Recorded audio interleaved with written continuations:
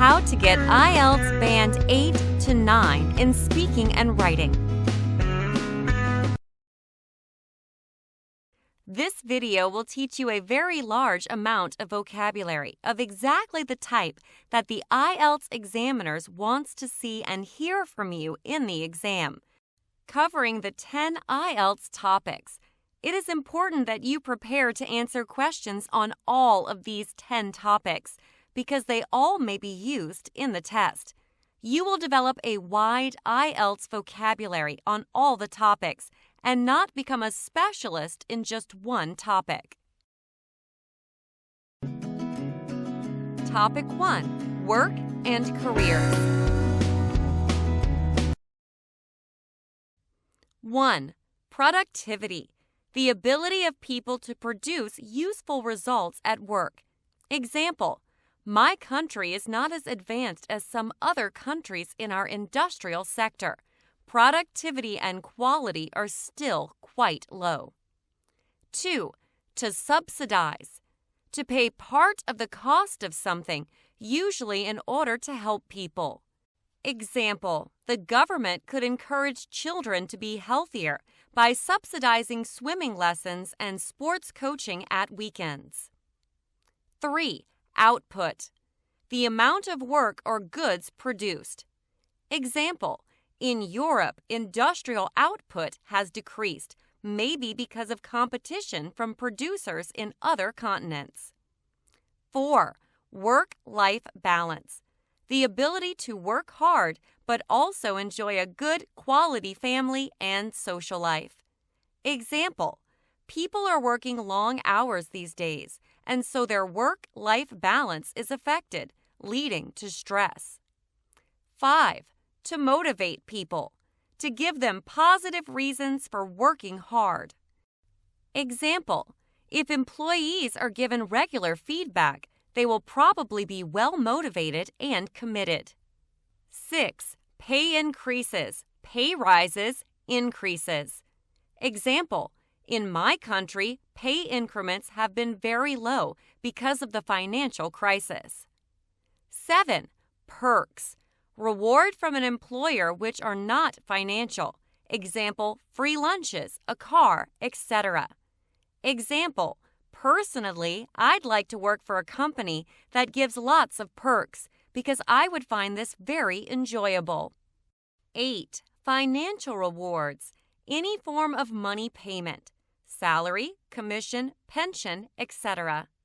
Example: being a primary teacher may be satisfying, but the financial rewards are not high. 9. Bonuses. Money given in addition to salary, usually in return for achieving targets.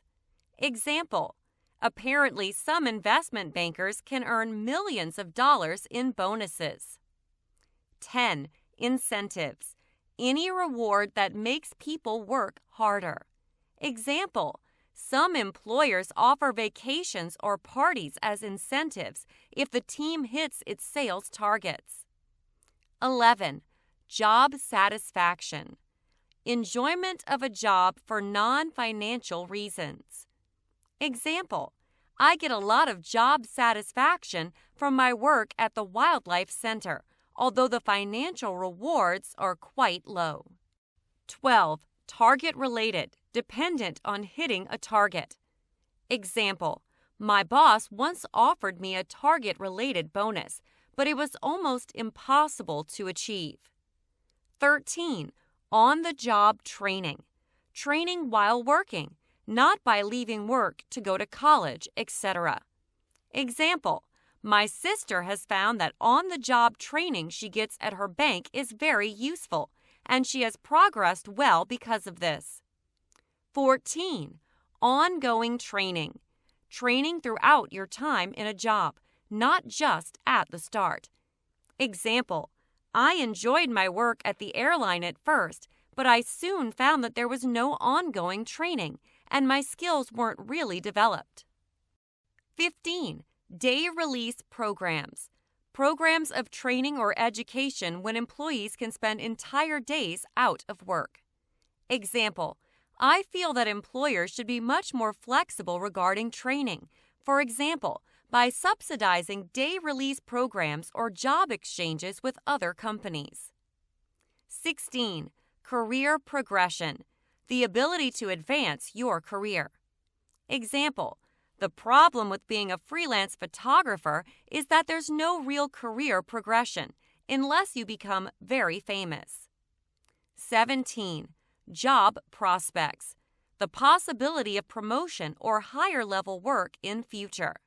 Example, I remember an interview when the employer told me there were excellent job prospects in their firm for young people. In reality, this was not really true. 18. To measure, to assess the dimensions of something. Example, job satisfaction may be important, but can we really measure it? 19. Superficial, not addressing deep or important issues. Example, I'm not a big fan of traditional music. I find the lyrics rather old-fashioned and superficial for modern listeners. 20. Performance reviews, appraisals, meeting at which an employer gives feedback to a worker on their work over a fixed period. Example, I remember being worried about my job at first, but at my 6-month appraisal, my manager told me she was pleased with my efforts. 21. Redundancy, a situation where a worker loses their job because of changes in the company. Example, in my hometown, the textile factories have closed, and many people have been made redundant. 22. To restructure, to change the organization of a company, usually in order to make it more effective or to save money. Example, we used to have a large training department in my office, but in our recent restructure it was eliminated and the staff were made redundant. 23. To downsize, to make an organization smaller and employ fewer people. Example, my father's college used to employ almost 1,000 people, but then it downsized and now has less than 500. 24. To outsource, to stop doing work inside the company and send it to other companies or other countries, usually to save money. Example, many American companies have outsourced their IT operations to Asian countries, where productivity is similar and salaries are lower. 25. The workforce, the total number of people working in an organization, company, or country. Example, the workforce in Northern Europe is skilled, but it's also inflexible and much older than in other parts of the world. 26. Human resources, the department in a company which manages recruitment, employment, and training. Example, when I graduate, I plan to work in the human resources area of the oil industry, possibly in the Middle East.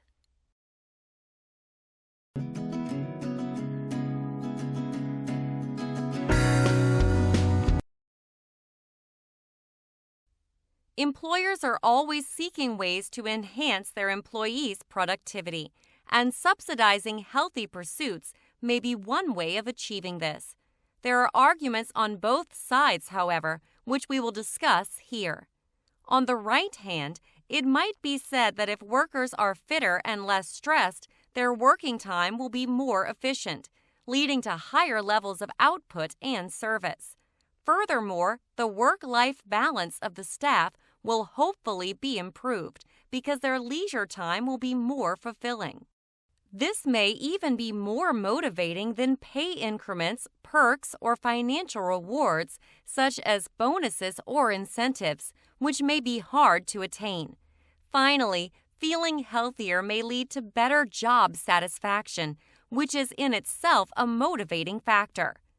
Conversely, the problem with such leisure-based subsidies is that their efficacy is virtually impossible to quantify. For example, with target-related payments, employers can at least see whether the objectives are reached or not. It might also be said that if this budget was spent on, for instance, on-the-job training or day release programs, the employees would achieve better career progression and have better job prospects. These matters are all easier to measure, especially in performance reviews and appraisals, and may even help to reduce the risk of redundancy if the company restructures, downsizes, or outsources its workforce. Overall, it seems that while health-related subsidies are superficially attractive, the lack of measurability is a substantial drawback. Spending funds on ongoing training would appear to be a better use of company or human resources budgets.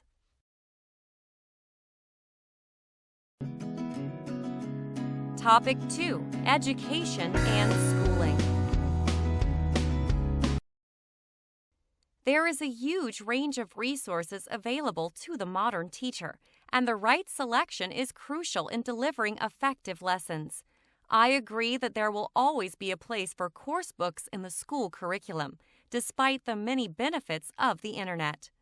Firstly, course books, whether conventional or digital, have been developed by pedagogical experts and designed to be incorporated into a subject syllabus, leading to testing procedures such as formal examinations or continuous assessment. This means that they are proven to improve students' academic achievement, enhancing their potential for progression to further or higher education.